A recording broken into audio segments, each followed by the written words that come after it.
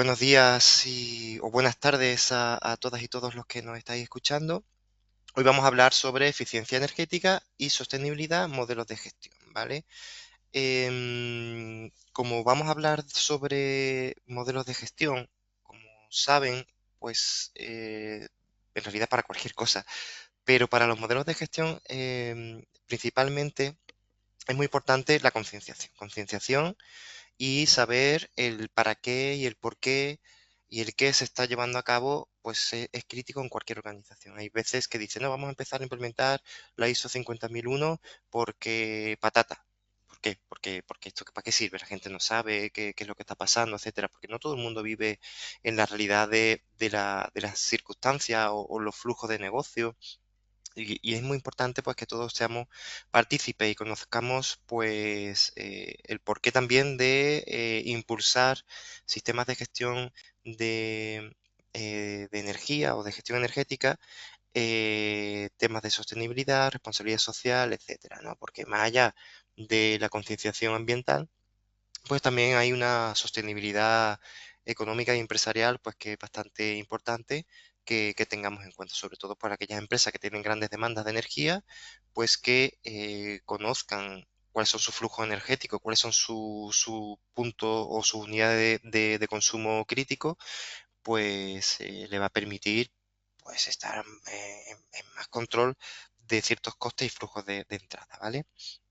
En este sentido, dentro de la introducción, pues me gustaría hacer la reflexión sobre el consumo de energía, ¿no? De las no renovables. En los últimos 150 años, pues, más o menos, ha habido una gran cantidad o ritmo de crecimiento supeditado al consumo energético, ¿vale? Sobre todo, pues, petróleo, carbón, gas natural y en menor medida uranio, ¿vale? Y efectivamente, este consumo energético pues está llegando a cierto límite, no tanto un límite en cuanto a capacidad de producción, sino también, que también, sino también a la satisfacción de nuestras propias necesidades, ¿no? Y también las necesidades pues de las futuras generaciones. Y de las futuras generaciones, pues hablando pues, sobre todo del calentamiento global, etcétera, ¿no? Casi siempre vamos a hablar de calentamiento global y gases de efecto invernadero, pero no solo, también está ligado pues lluvia ácida, pérdida de biodiversidad, etcétera.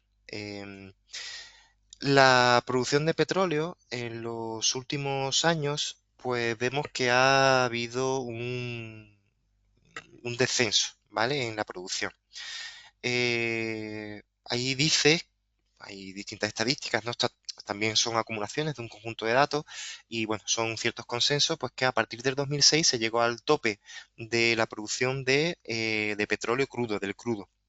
¿Vale? A partir de ahí, pues se han ido añadiendo otra serie de petróleos o cosas que podemos llamar petróleo, que son petróleos no convencionales, pues bituminoso, de esquisto derivados del gas de roca y otra serie de productos biocombustibles, etcétera, ¿no? En Europa, por ejemplo, pues hay un porcentaje de biocombustibles cuando llenamos el tanque de diésel o de gasolina, pues hay un porcentaje, sobre todo de diésel, hay un porcentaje de biodiesel pues que va ahí en esa gestión, ¿no? Y pues ahí se considera que hay unos 70 millones de barriles diarios de producción, ¿vale? Después de un tiempo, pues vemos que además de todo el consumo de todos los elementos ligados a los otros petróleos, sobre todo el bituminoso o gas de fracking, ese petróleo que Estados Unidos pues ha ido destruyendo la roca y sacando y enfermando muchísimas hectáreas de terreno, pero bueno, ha ido consiguiendo pues una gran cantidad de otros petróleos, ¿no? Y gas natural. Aquí vemos pues que a partir del año 2018-2019 hay ya una pequeña vaguada y empieza a decrecer. La producción pues se está viendo mermada, entonces pues vemos que hay una crisis petrolera, de manera que pues ya no hay tanto petróleo como se debería, ¿no? Aquí hay que sumar pues que efectivamente la economía sigue creciendo sigue creciendo también una relación de eficiencia, pero no lo mismo ahora, pues un camión del año 2024 a un camión del año 1920, ¿no? Pues en aquella época consumía bastante más, ¿no? Entonces ahí vemos un poco las tasas de producción, pues donde pues Rusia tiene bastante producción mundial, pues China también ha conseguido bastante producción, Arabia Saudí tiene bastante, Estados Unidos sobre todo por lo que decía del gas de esquisto, em, Irak, Irán, etcétera, ¿no? Y hay una serie de México pues también, Venezuela pues también, Venezuela tiene sobre todo no convencional, y ahí pues se tiene ese conjunto de datos, ¿no? Como vemos, en el año 2018 pues ha ido bajando, ya empieza a haber síntomas de agotamiento, ¿no? De otros combustibles, pues el gas natural, pues también se está esperando que empiece a decaer o que se llegue al pic en torno al año 2030 y, por ejemplo, el carbón, pues también está haciendo o sufriendo síntomas de agotamiento, ¿no? Vemos ahí una proyección al año 2000, a 2100 que efectivamente pues el carbón irá poco a poco desapareciendo. Sí es verdad que hay por distintas políticas ha ido creciendo el número de consumo de carbón, sobre todo China es el que está haciendo mayor consumo del carbón y pues bueno, una gran cantidad de combustible es el carbón pues es de los más contaminantes, ¿no? De los que más CO2 se produce pues para producir energía. Con respecto a la energía nuclear, pues con respecto al uranio, ¿vale? Pues vemos que en el 2016 se llegó al tope de uranio, así que sí es verdad que últimamente han empezado a decir que se va a ampliar en muchos países, pues se va a hacer una reapuesta por las centrales nucleares de fisión y efectivamente pues no sabemos muy bien de dónde va a salir el uranio. No sé si pensarán en algún golpe de estado de algún país africano, no lo sé, porque el uranio pues cada vez no existe y el que hay pues cada vez más difícil de sacarlo, ¿no? Aquí hay que considerar una serie de características y es que uno puede decir, no, pero si la cantidad de uranio que hay en el mundo es muchísimo, o la cantidad de petróleo que hay, o la cantidad de carbón, sigue habiendo muchísimo y se siguen descubriendo nuevos lugares, etcétera, ¿no? Pues esto pues, es como bueno, se han visto la serie reciente de los Anillos de Poder, pues como tener un Barlock en tu mina. Pues tú tienes ahí un montón de Mithril, pero el Barlock no te va a dejar que lo coja. Pues entonces en este caso hay ciertas fuerzas, no es un Barlock, pero más o menos igual, en el cual no te va a dejar que saques esa producción, ¿vale? El primero es la capacidad de extracción, ¿vale? Esta capacidad de extracción, pues tú puedes tener muchísimo petróleo debajo de tu suelo, pero si es muy difícil de sacarlo, pues al final va a contar, pues eso, es como si tú tienes mucho dinero en el banco, pero si te dejan sacar $1 al día, pues tú no eres rico, tú eres pobre. Tú lo tienes ahí, pero si eso no lo puedes sacar ni nada, al final, ¿cómo lo haces? Con selfies con tu cuenta bancaria no pagas la luz, ni el agua, ni te dejan comprar en el supermercado, ¿no? Entonces, ahí es algo que hay que tener en cuenta la capacidad de extracción. Tenemos que tener en cuenta que, por ejemplo, el petróleo, pues ahí sigue habiendo petróleo una vez que está el pozo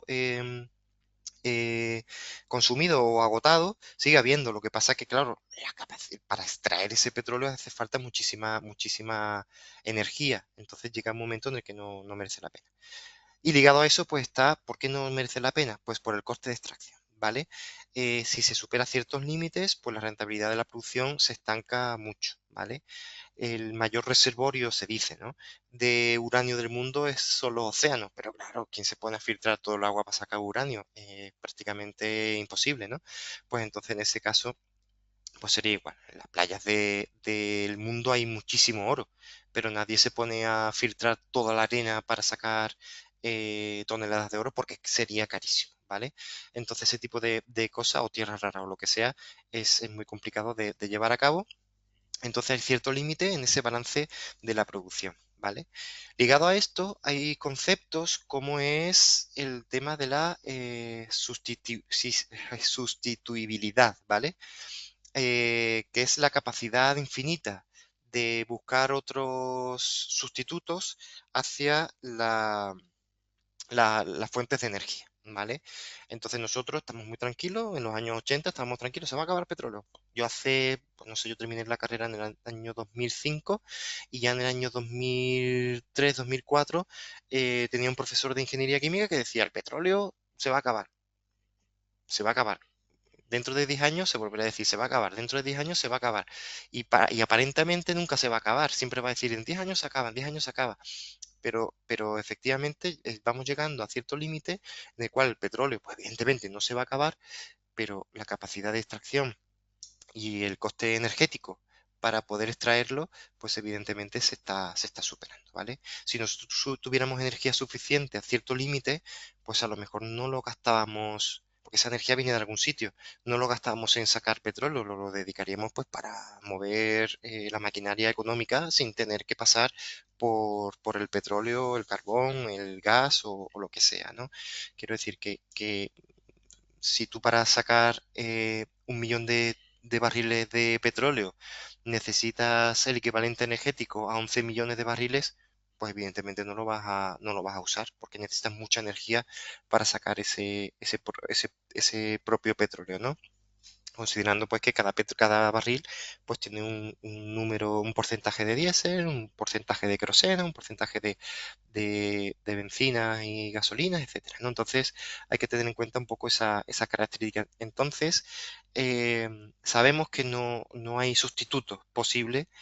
Físicamente es muy difícil considerar un límite a un mundo finito, pues considerar una sustituibilidad infinita.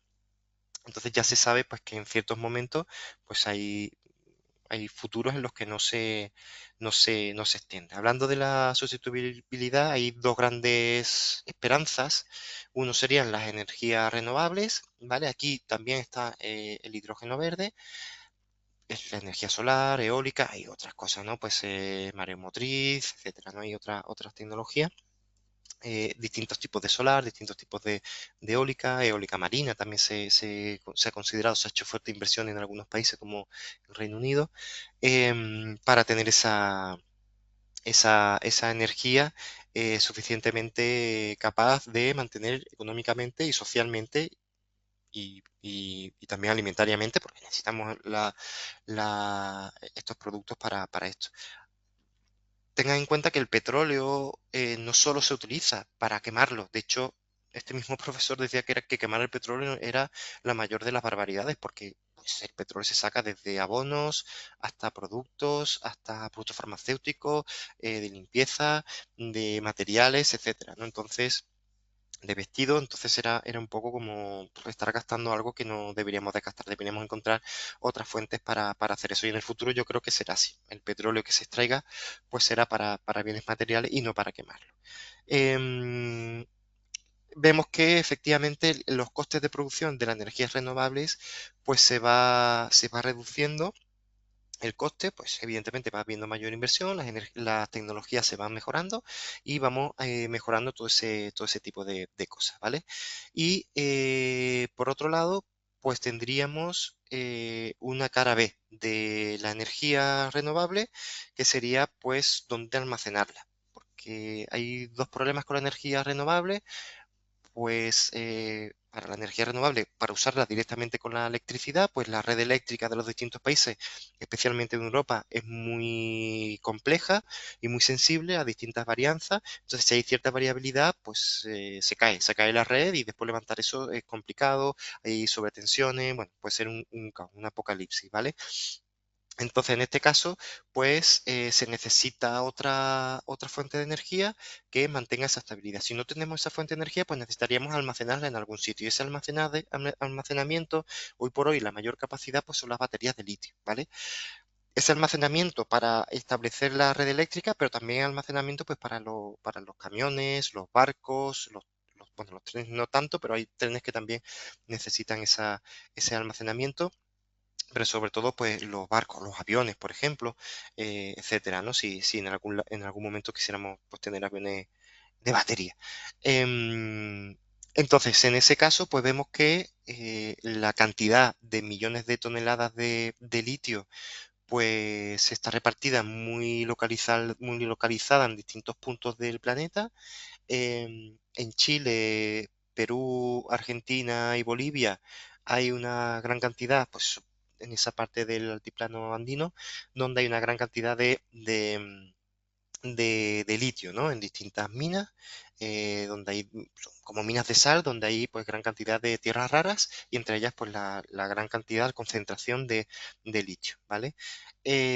También en China pues una gran cantidad, en Argentina como decía pues también hay una cantidad bastante apreciable, en Australia, en el Sáhara, y hay otros sitios, ¿no? Otros países donde efectivamente hay capacidades de toneladas de litio. La producción es un factor importante. Fíjense, por ejemplo, en China, dice: "Oye, China tiene un montón.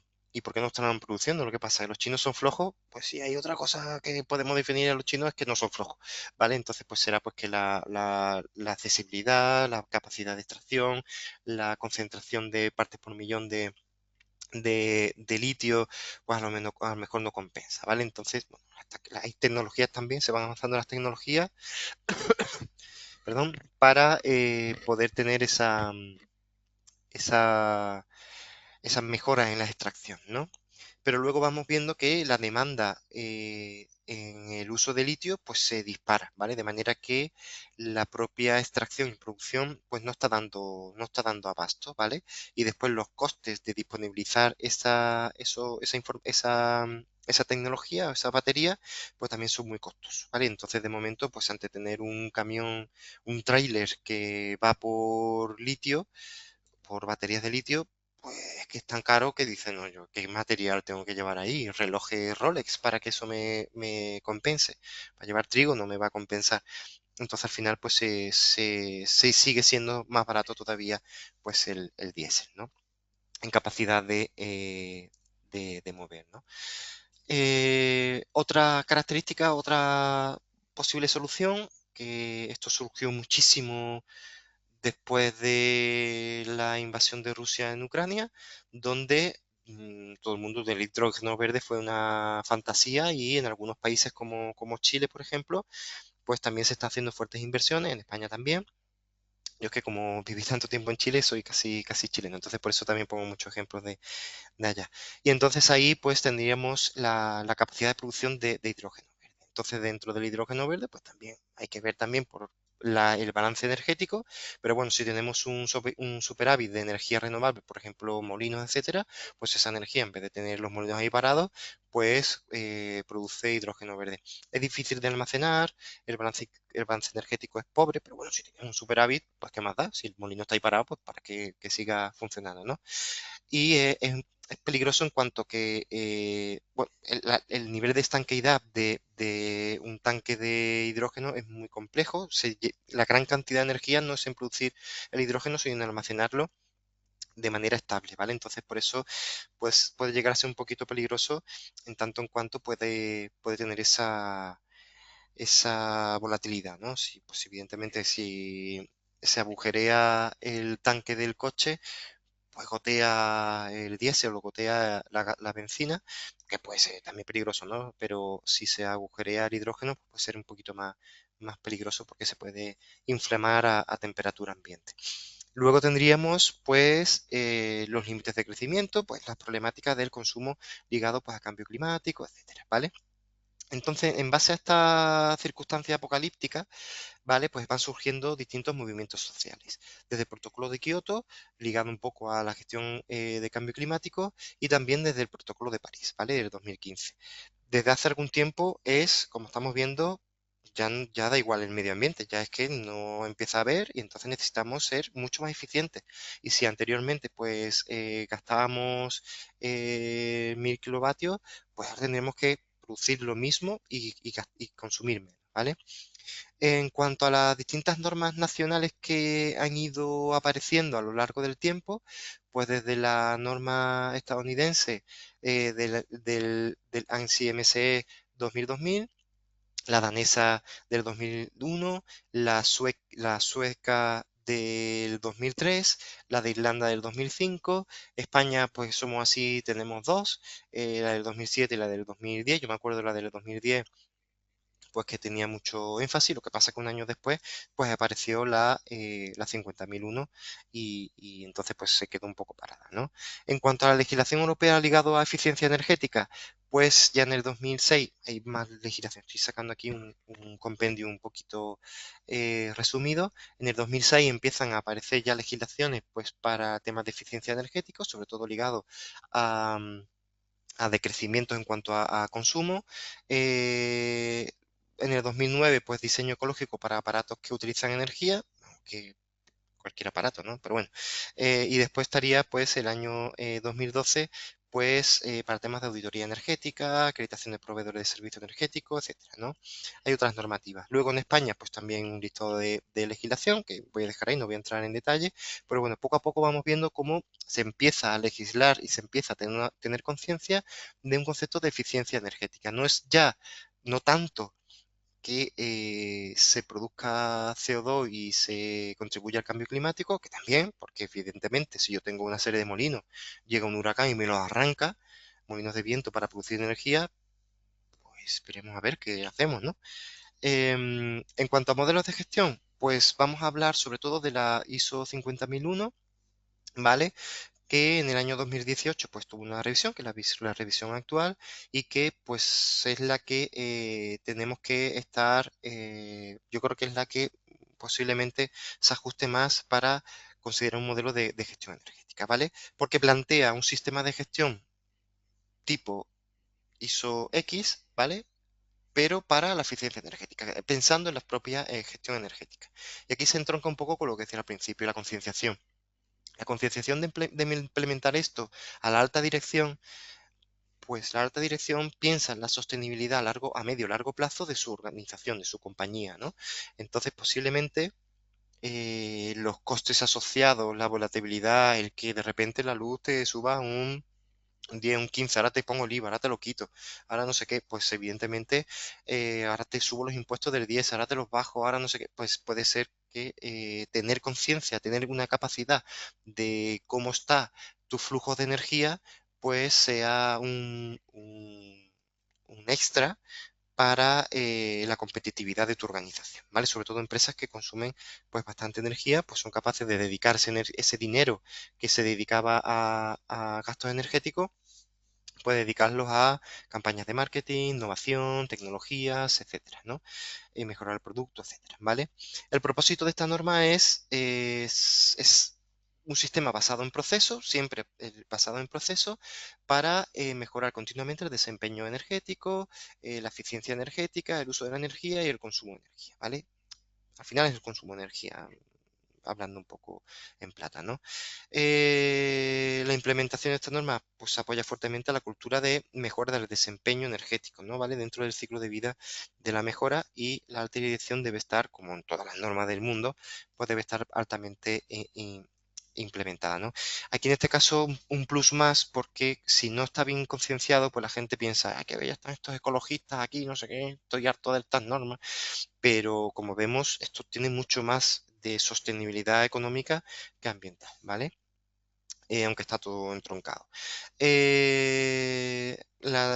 Pues que tendríamos que tener una política energética, una estrategia energética, con los objetivos, las metas, y después tenemos que ser muy conscientes de nuestro cumplimiento legal y otros cumplimientos normativos, ¿vale?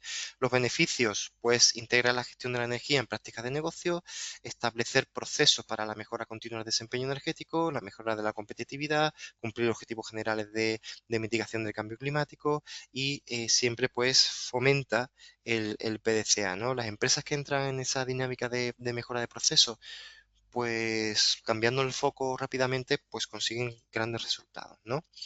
Entonces, el sistema de gestión de energía nos ayuda a plantearnos las siguientes preguntas, ¿vale? Que sería, ¿cuánto gastamos? ¿Por qué lo gastamos? ¿Cómo lo gastamos? ¿Cómo podemos ahorrar? Y hemos gastado lo que deberíamos, más o menos, ¿vale?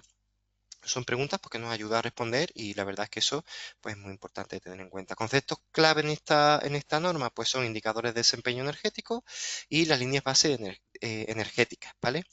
Los indicadores energéticos, pues de qué manera nosotros podemos tener indicadores mm, que se basan mucho en métricas, suelen ser cuantitativos, donde nosotros podamos establecer información sobre cómo es nuestro desempeño energético, ¿vale? Este ejemplo, pues es con respecto a la edificación, ¿vale? La construcción. Entonces, pues en este caso, pues la emisión de CO2, el consumo de energía primaria, el consumo de energía final, y yo ahí pues saco un dato, ¿vale? La línea base de energía, pues sería cómo sería nuestra línea de base, nuestro deber ser como la línea base del desarrollo de un proyecto, pues igual aquí esto debería estar así y nosotros con respecto a todas las actividades que estamos llevando a cabo, pues deberíamos estar en esa línea, ¿no? Sería como establecer valores recomendados y valores de riesgo dentro de esos indicadores, ¿vale? Esta norma tiene el anexo SL, es decir, pues el conocidísimo, pues hacer un análisis del contexto, planificación, liderazgo, soporte, operación, evaluación del desempeño y mejora, ¿vale? Pues de toda la vida. Eh, para mí es muy crítico. Hay veces que, bueno, cada consultor también o cada persona que implementa un sistema de gestión pues tendrá sus formas, ¿no? Pero el análisis del contexto, parte interesada, identificación de riesgos, liderazgo y todo eso no está al inicio porque sí, sino porque efectivamente el análisis del contexto es muy importante. Entonces hay herramientas como un PESTAL, unas 5 fuerzas de Porter, el análisis DAFO, FODA o como lo llaméis, pues también es crítico, donde vamos a tener pues información sobre los distintos datos. Por ejemplo, en el PESTAL, pues tenemos que tener en cuenta la situación pestales para el macroentorno, ¿vale? Que es la política, la situación económica, la situación social, la situación tecnológica, la ambiental y la legal, ¿vale? Muchas veces la legal está muy asociada también a la política, ¿no? Y la ambiental hay veces que se pone también con la social, pero bueno, antiguamente era PEST y últimamente pues se considera, pues se le añado yo el tema ambiental y la L, ¿vale? Y ahí pues hay distintas categorías, distintas formas de identificar cuáles son los aspectos o asuntos materiales de la organización, ¿vale? Luego las 5 fuerzas de deporte, pues como de importancia tenemos nosotros para nuestros proveedores, los productos sustitutivos, los productos competencias, etcétera, ¿no? Y después el análisis DAFO, pues cuáles son nuestras debilidades, nuestras amenazas, nuestras fortalezas y nuestras oportunidades. Dentro de análisis DAFO, pues es con los dos acciones anteriores, pues ahí se van obteniendo los distintos elementos de debilidades, fortalezas y amenazas y oportunidades, ¿vale? Que sería un poco interno y externo. En cuanto a la comprensión de las necesidades y expectativas de las partes interesadas, pues también es muy importante conocer, porque si nosotros empezamos a hacer cosas y no preguntamos a nadie, ni sabemos si nuestros clientes esto está bien, qué está haciendo la competencia, si resulta que se va a legislar sobre qué historia, no sé qué, entonces evidentemente pues nosotros podemos tomar decisiones, habremos hecho un análisis de contexto estupendo, pero no sabemos que están pensando las partes interesadas, tanto internas como externas. Entonces hay que identificar esas partes internas, esa parte interesada, perdón, tanto interna como externa. Hay que clasificar estas mismas para poder conocer el impacto de ellas hacia nosotros y nosotros hacia ellas, ¿vale? Porque si nosotros tenemos una parte interesada, pues que nos importa poco, pues tampoco hay que considerarla mucho, ¿no? Hay algunas que son más potentes, otras que son menos. Los clientes, los proveedores, los de la cadena de valor suelen estar muy ligados a tenerlo muy en cuenta y después pues también los de estrategia, pues yo qué sé, comité de dirección, accionistas, pues también hay que tenerlo muy en cuenta, ¿vale? Identificar los distintos requisitos, necesidades y expectativas, pues qué se pone en contrato, cuáles son nuestras políticas de precios, etcétera, los catálogos de servicios, catálogos de productos, todo eso hay que tenerlo muy en cuenta para cada uno, cuáles son las necesidades y expectativas de cada uno. En este caso, el- ligado a los temas energéticos, ¿no? Es decir, cuáles son nuestras partes interesadas con respecto a la energía, cuáles son nuestras partes interesadas, cómo va a ser nuestro componente energético con respecto a nuestros proveedores. Pues para los proveedores, que nosotros pensamos sobre la energía es crítico porque tienen una tasa de consumo energético también ellos, etcétera, ¿no? Entonces eso es importante que lo que tengamos en cuenta, ¿vale? En cuanto a liderazgo, pues igual, compromiso de la alta dirección, política energética, funciones, responsabilidades, autoridades y autoridades de la organización. En un punto más adelante, pues son competencias, concienciación y todo eso, pues que también tenemos que tenerlo muy, muy en consideración, sobre todo para este tipo de normas que aparentemente pues no son muy amigables, ¿no? La gente, como digo, cuando le dice, no vamos a certificar ahora en ISO, ya estamos en 14, 9, 14, 45 y vamos a entrar en la 50.001. Pues la gente empieza a suspirar y dice, madre mía, otra norma más. ¿Y para qué? ¿Esto para qué? Entonces, por eso es importante todo lo que he comentado anteriormente, esa concienciación. A partir de los distintos componentes que hemos visto de análisis de contexto, parte interesada, pues ahí van surgiendo distintas amenazas y oportunidades y que pueden ser riesgos y oportunidades que podemos establecerlo, hacer una evaluación de cómo esto pues está asociado a nuestra organización, a nuestros procesos, ¿no?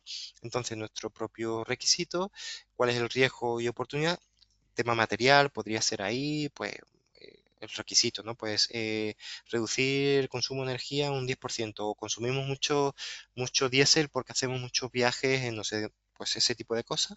Se identifican lo que serían los distintos riesgos y oportunidades, cuál sería el efecto, la severidad, la probabilidad o el impacto de la probabilidad, el nivel de riesgo, esto pues puede ser un múltiplo o una matriz de doble entrada, un mapa de calor que se llama. Después, cuáles serían acciones preventivas para evitar, para atacar a la probabilidad y acciones de mejora, pues en el caso de la severidad, ¿vale? La preventiva es para que no pase y la de mejora es pues, para que si pasa, pues que no pase nada, ¿no? Acciones de mejora muchas veces se llaman los controles. ¿Cuáles son los controles que vamos a establecer? Hay controles que también son preventivos y hay controles porque son de mitigación, ¿vale? Luego tendríamos la definición de los objetivos, metas y programas, que es decir, nuestra estrategia. ¿Vale? Nosotros hemos definido nuestra política, hemos evaluado internamente nuestro contexto, nuestros riesgos, nuestro tal. Pues ahora tenemos que definir, oye, ¿cuáles son mis objetivos? ¿Cuáles son los objetivos que nosotros podemos establecernos? Objetivos que sean smart, ¿no? Que sean alcanzables, que sean medibles, etcétera, ¿no? Que no pongamos aquí, pues quiero energía de fusión aquí para mi panadería. No. Entonces hay que poner objetivos que sean smart, ¿no? Como se suele decir. Luego tendríamos que tener, bueno, los usos significativos de la energía es muy importante, los objetivos estratégicos, los tácticos, indicadores, definiciones de programas, actividades, iniciativas. Es muy importante sobre todo lo de los programas, ¿vale? Pues cómo se va a llevar a cabo esa estrategia, porque es el día a día. Y luego en el control operacional está muy ligado también a que esos programas se estén llevando a cabo de manera eficiente, ¿vale? O gestión. Hay que hacer una etapa de revisión de revisión energética, que sí que la organización lleva a cabo una revisión energética inicial como periódicamente, ¿vale? Entonces, pues esa revisión energética, pues el análisis del uso y consumo de la energía, pues aquí es donde es un poquito más tedioso porque tienes que buscar papeles, dice, pero yo qué sé cuánto gastan los comerciales de diésel, pues tienes que ir buscando los kilómetros, no sé qué, entonces esa información pues también, ahora resulta que una maquinaria te lo mide en horas de producción, otro en diésel, otro en litro, otro en galones, otro no sé qué, te vuelves un poco loco. Otras veces el consumo energético es en euros, otras veces en kilovatio hora. Entonces, pues ese tipo de cosas hay que verlas, ¿no? Entonces hay que identificar los tipos presentes de energía, las eléctricas, combustibles, el calor, aire comprimido, etcétera.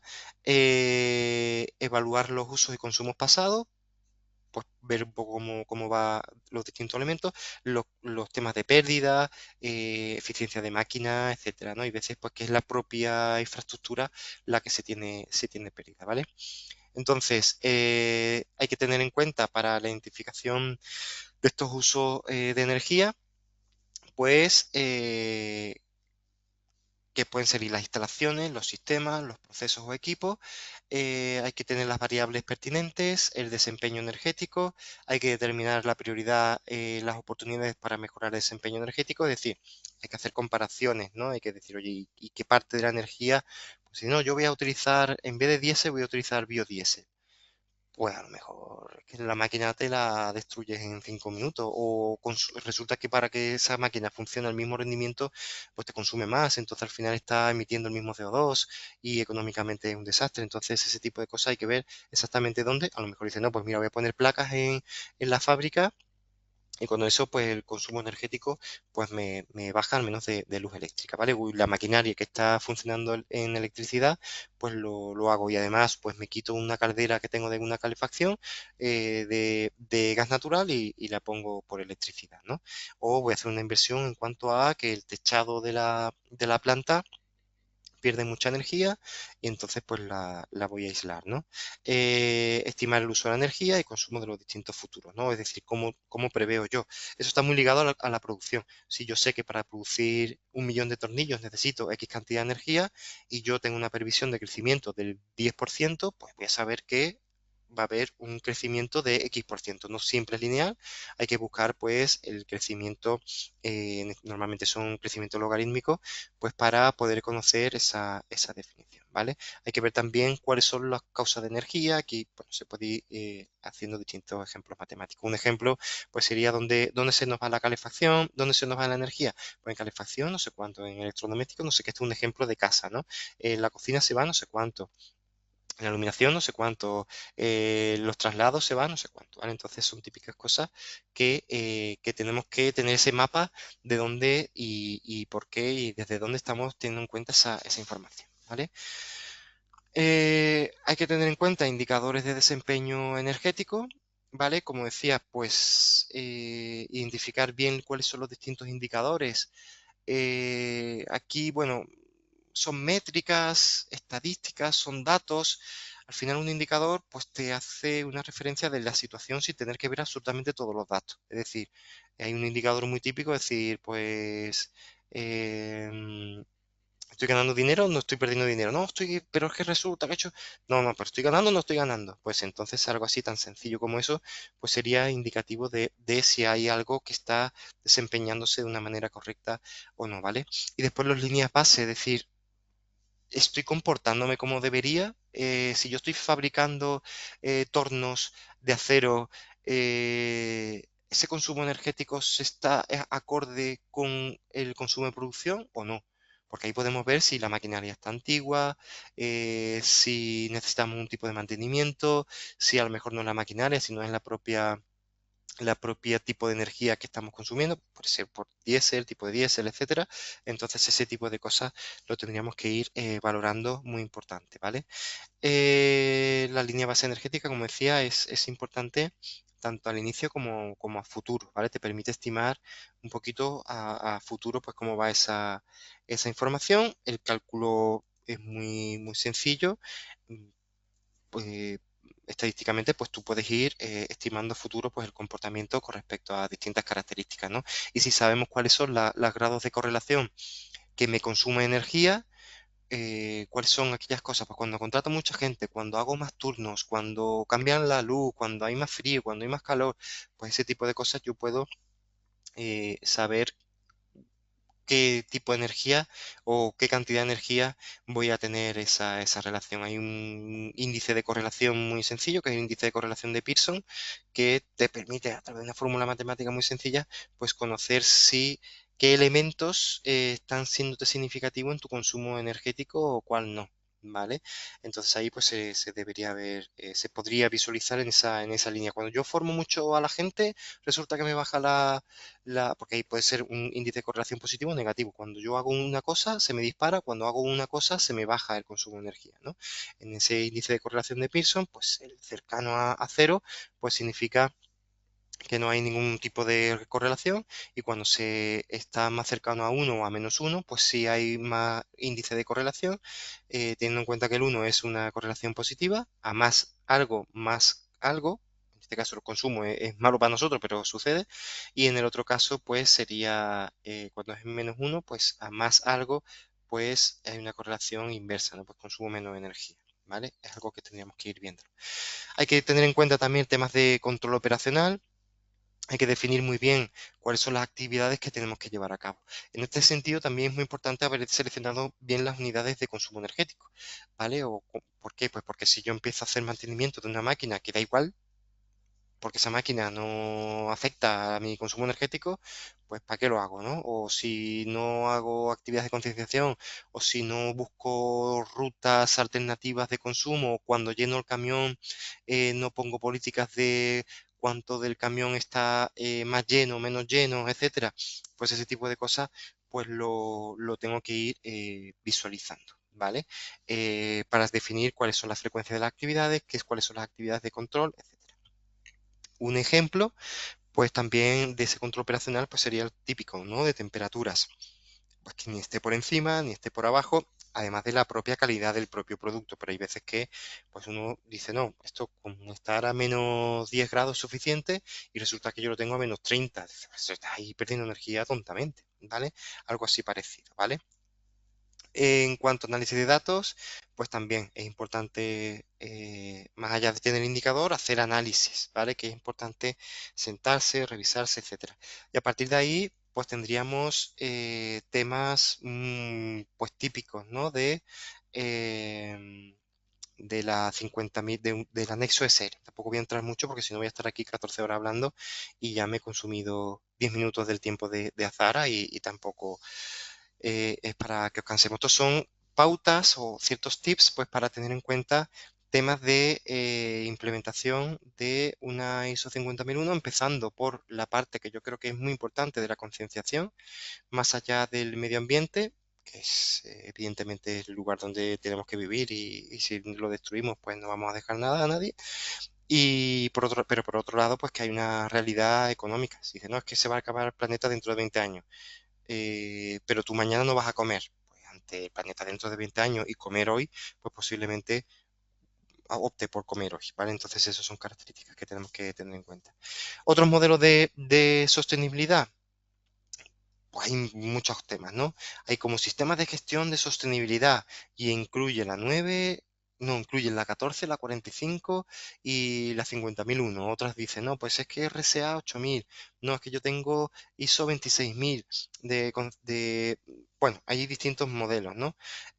Últimamente aquí en Europa, pues que tenemos webinar de sobra para que lo podáis visualizar, son los temas de informe de sostenibilidad que de alguna manera pues te hace una referencia de una serie de formas de trabajar o de planteamientos que efectivamente van a estar ligados a temas de eficiencia energética y cambio climático, ¿vale? Son algunos puntos. Entonces, dentro de esa referencia, pues tienes que hacer cosas. Aquí es poner, por así decir, sacar tu ropa interior a que todo el mundo lo vea.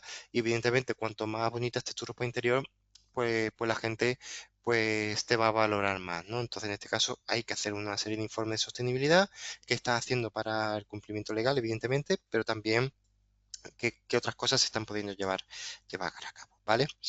Y siempre con un enfoque ESG, donde tengamos que balancear pues lo que sería la parte ambiental, la parte social y la parte de gobernanza. ¿Por qué digo la parte de social? Porque imaginemos que digo, no, pues uy, se está gastando mucho en calefacción. Pues nada, vaya a tener a los trabajadores trabajando a menos 5 grados ahí en la planta, porque ahí o en la mina, y ya está. Y no, y cómo que guante, eso tiene un ciclo de vida de carbono muy costoso, la ropa, nada. Pues sin guantes, sin nada, pues evidentemente no. Hay ciertos derechos y ciertas cosas, porque tenemos que tener conciencia sobre esos aspectos. Y después, si nosotros hacemos mucha inversión en energía y luego no somos capaces, la empresa no sobrevive, pues necesitamos empresas que sobrevivan y tengan cierta conciencia ambiental, ¿no? Si no sobrevive, pues mucha conciencia ambiental que tenga, pues no nos sirve de nada. Como el que tiene un tío en Granada, que de hecho es donde yo estoy viviendo ahora, en Granada. Y bueno, un poco las conclusiones, había ciertas cosas que quería comentar, ciertas alternativas tecnológicas, etcétera. La energía nuclear por fusión, yo creo que esto nunca nosotros no lo vamos a ver, no se va a conseguir nunca producir más energía desde la que se consume para producir esa energía. Hace unos años, no, que se ha conseguido energía, no sé cuánto. Cuando uno miraba decía, pero ¿qué me estás contando? Si no estás consiguiendo nada. Luego resulta que esa gente era de una investigación un poco trucha, en fin.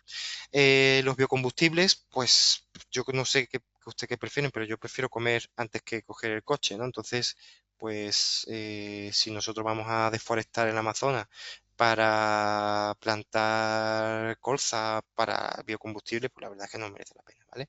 Puede ser un negocio lucrativo muy a corto plazo, pero a largo plazo no es viable. Con respecto a otras tecnologías, por ejemplo, ultrabaterías, pues que si el grafeno, que si el grafeno, que si no sé qué, de momento no hay nada. Son más eficientes, eso sí es verdad, que las baterías en unos 5 años más, pues abaratarán bastante el precio de los coches eléctricos. Eh, y después otras tecnologías para temas de cambio climático, como capturas de carbono, pues que sería, por ejemplo, inyectarlo en el océano o capturarlo y mandarlo al espacio. Yo que sé, eso en principio la verdad es que no hay alternativa lógica. Y uno que lo vi hace poquito, que de hecho esto yo recuerdo haber visto estos temas hace algún tiempo cuando hacía mi tesina, que son temas de apantallamiento atmosférico. Y los temas de apantallamiento atmosférico, pues significa pues vaporizar con aviones o sembrar nubes que reflejen ciertas nubes, porque si son nubes muy altas no, tienen que ser ciertas nubes que reflejen el sol. Entonces, pues eso como que enfría el planeta. Lo que pasa es que eso es continuamente, tienes que ir haciéndolo y claro, dices, bueno, pero si se me acaba el queroseno, ¿cómo mando los aviones? ¿Con globos? Entonces esto la verdad es que no merece mucho la pena y si en algún momento falla, pues como se ha ido concentrando el CO2, pues se puede dar un efecto rebote brutal. Además de que como es un sistema complejo, la atmósfera, pues cambiarla o toquetearla, pues no sabemos qué puede llegar a pasar. Puede pasar como la película esta del tren que viaja sobre la nieve, Snowfisher o algo así, donde pues efectivamente pues intentó hacer algo así y salió mal. Entonces pues no queremos tampoco provocar una edad del hielo, ¿vale? Y eso, básicamente eso es lo que quería comentar.